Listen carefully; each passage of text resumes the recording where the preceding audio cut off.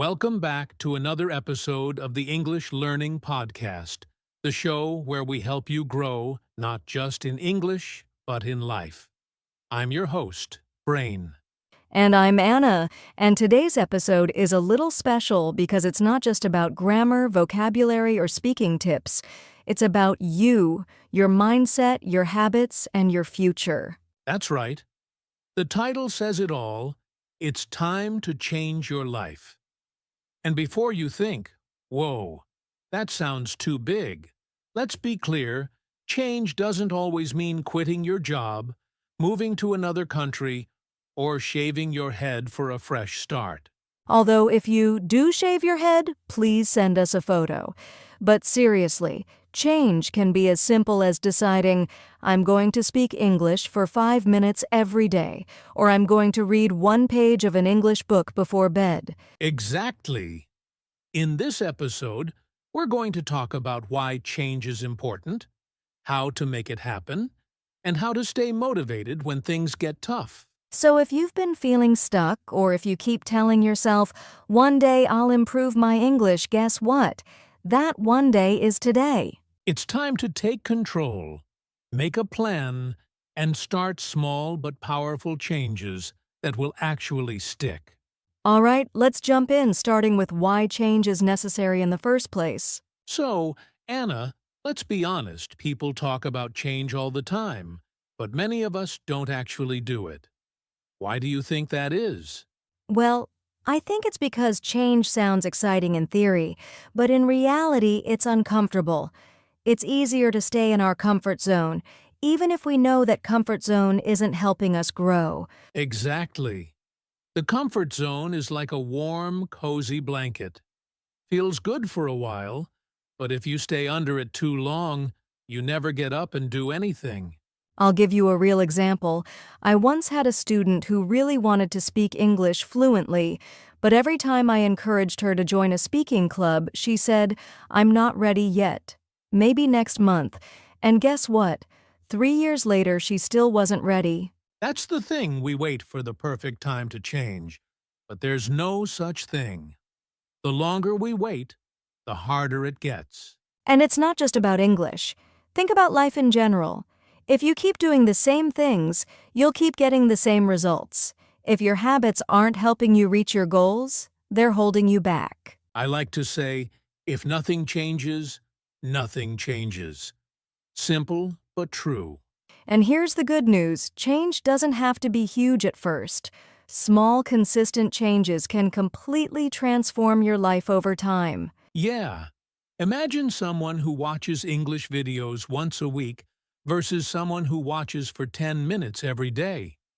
After a year, the second person will be miles ahead, and they didn't need to do anything crazy. Just stay consistent. So, if you're listening right now and thinking, I want to speak better English, or I want a better life, the first step is accepting that what you're doing right now might not be enough. Exactly. Change is necessary because without it, we stay stuck. And if you're stuck, your dreams don't move forward, they just stay dreams. All right, so now we understand why change is necessary. But here's the big question. How do you know what to change? Good question. Let's talk about how to identify the areas in your life and your English learning that need a little shake-up.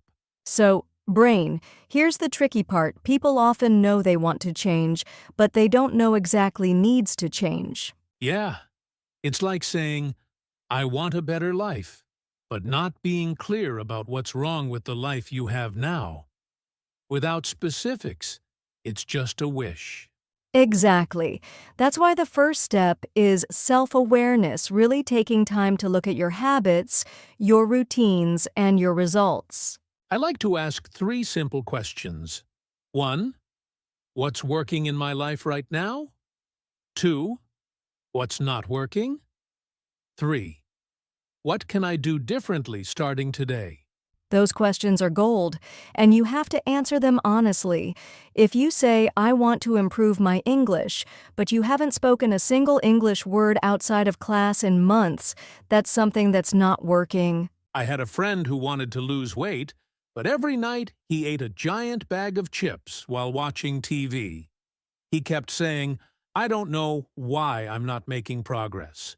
I'm like, really? Same with English learning. If your goal is fluency, but your daily habit is just scrolling TikTok in your native language, you're not building the skills you need. So here's a tip for our listeners for 1 week. Track your habits. Write down how you spend your time each day, especially the parts connected to your goal. At the end of the week, you'll see what's helping and what's holding you back. That's exactly what I did when I was learning English. I realized I was spending 2 hours a day watching TV in my language, but only 10 minutes in English.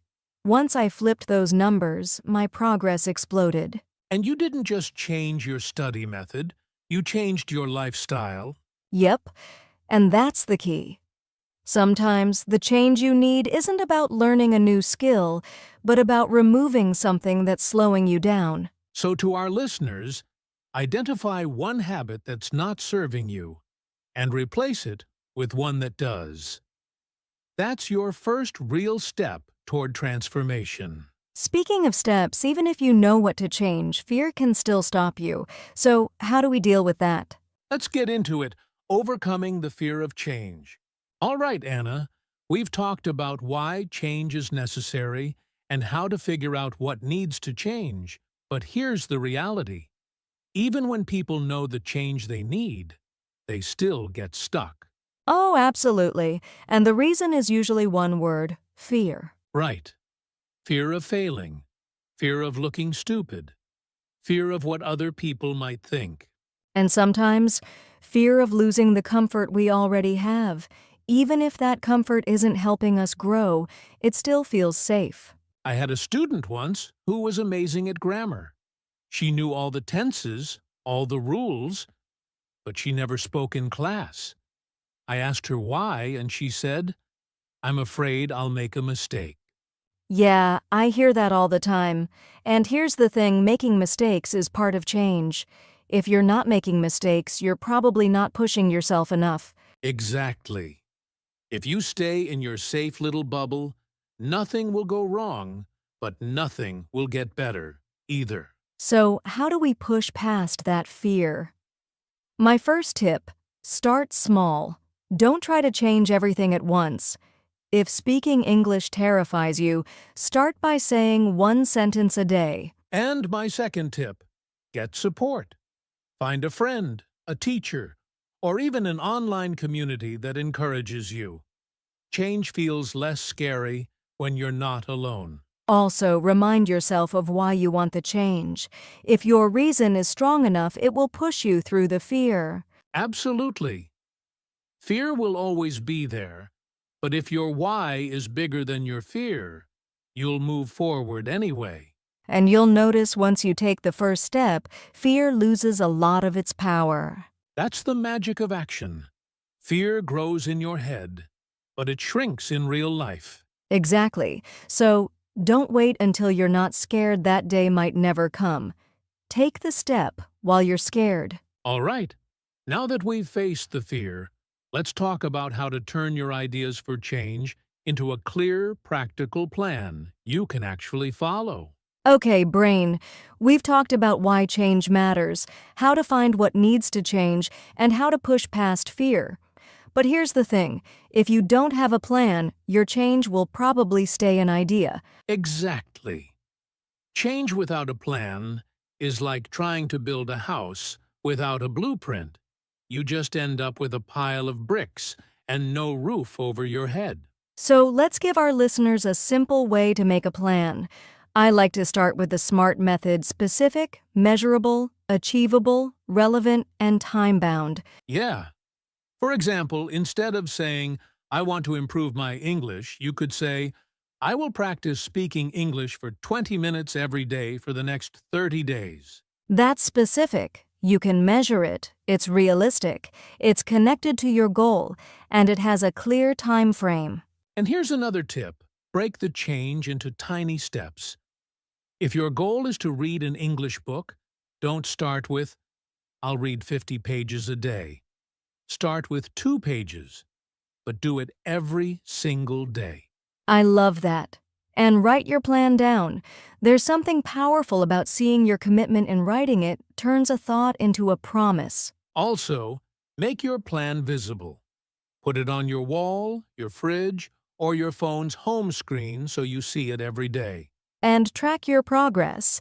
Even a simple checklist can be motivating. Every time you mark something as done, you get that little boost of pride. One more thing, prepare for obstacles. Think ahead. What might stop me from doing this, and how will I handle it? That way, when life throws you a curveball, you're ready. Exactly. Change isn't just about starting strong, it's about having a plan to keep going when things get messy. All right, we've got our plan. But how do we stay motivated when the excitement wears off? That's what we'll talk about next. All right, Anna making a plan is great, but here's the problem. The first week feels exciting, and then life happens. Yep.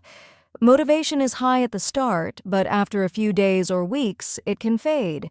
Suddenly, that new life energy turns into, I'll do it tomorrow energy. Exactly. And here's the truth, motivation is temporary. You can't rely on it forever. So, what can you rely on? Habits. If you turn your change into a daily habit, you won't need to feel motivated every day, you'll just do it. Right. For example, if you've decided to practice English every morning for 10 minutes, make it part of your routine. Maybe right after breakfast, before you even touch your phone. Another trick: track your progress visually. A calendar where you cross off each day you complete your habit works wonders. That chain of X's can be surprisingly addictive to keep going. And reward yourself. If you've stuck to your change for a week, do something nice for yourself. Watch a favorite movie. Buy that coffee you love. Whatever makes you smile. Also, remember your why. Write it down and keep it somewhere you can see it. On tough days, read it. It's a reminder of why you started in the first place. Because when the excitement fades, your reason for starting becomes the fuel to keep moving. Exactly.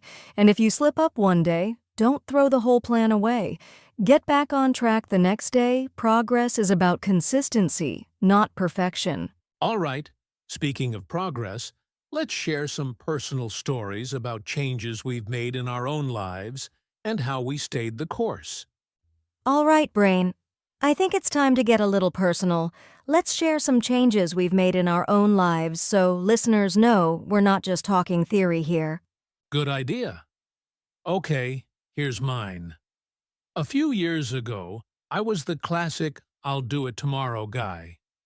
I wanted to get fitter and improve my public speaking, but I kept putting it off. Then one day, I looked in the mirror and thought, if I don't start now, in 5 years, I'll be in the exact same place. What did you do? I made a super simple plan. Wake up 30 minutes earlier to exercise and record myself speaking for 5 minutes a day. At first it felt strange. I hated hearing my own voice. But after a few months, I was fitter, more confident, and speaking to bigger audiences. That's powerful, and it started with just 30 minutes a day. Exactly. What about you? Mine is about English. When I first started learning, I treated it like homework, something I had to force myself to do. Then, one day, I decided to change my approach. I replaced my morning music with English podcasts, started thinking in English while walking, and even changed my phone language settings to English. That's commitment. It was, but it didn't feel like a chore anymore. English became part of my daily life, not just a subject to study, and that change transformed my fluency faster than I expected. I love that. It shows that real change doesn't have to be dramatic. It just has to be consistent and intentional. Exactly, and now we want you, our listeners, to experience that same feeling of growth, which is why I've got a little challenge for you. All right, listeners, it's challenge time. I want you to take one small but meaningful step toward changing your life this week. Just one step? That sounds doable. Exactly. Don't overcomplicate it. Pick one habit that's holding you back and replace it with something that pushes you forward. Give us some examples. Sure. If you usually spend 30 minutes scrolling on your phone at night, swap that for 15 minutes of English reading and 15 minutes of rest. If you avoid speaking English because you're shy, set a goal to say one sentence in English to someone each day. The key is keep it small, but do it every day. Yes.